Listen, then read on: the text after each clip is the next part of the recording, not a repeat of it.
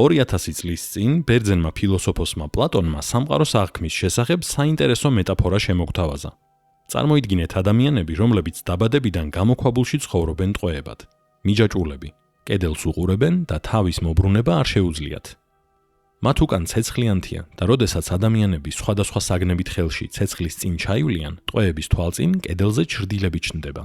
რადგან გარე სამყარო არასდროს უნახავთ, ტყვეები ამ ჩრდილებს სახელებს არქმევენ და სჯერათ, რომ ეს არის ერთადერთი არსებული რეალობა.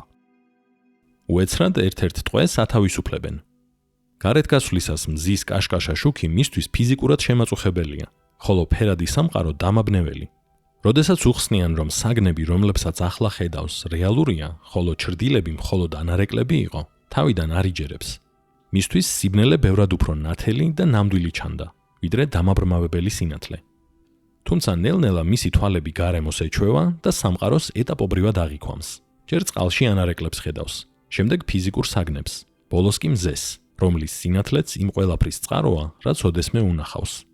ტყვე გამოქვაბულში ბრუნდება, თუმცა რადგან უკვე მზეს შეეჩვია, მხოლოდ ჩრდილების ყურება უჭირს.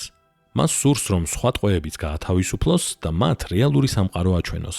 თუმცა ისინი მას დასცინიან და ფიქრობენ, რომ მოგზაურობამ დააბრმავა და რეალობას ჩამოაშორა. ამიტომ სასტიკად ეწინააღმდეგებიან გათავისუფლების მცდელობას. პლატონმა ამ ალეგორიით დაგვანახა, რას ნიშნავს იყო ფილოსოფოსი, რომელიც ხალხის განათლებას ცდილობს. ადამიანების დიდი ნაწილი არა მხოლოდ კომფორტულად გრძნობს თავს უმეცრებაში, არამედ ხშირად აგრესიულია მათ მიმართ, ვინც მათ მსოფლმხედველობას ეჭვქვეშ აყენებს.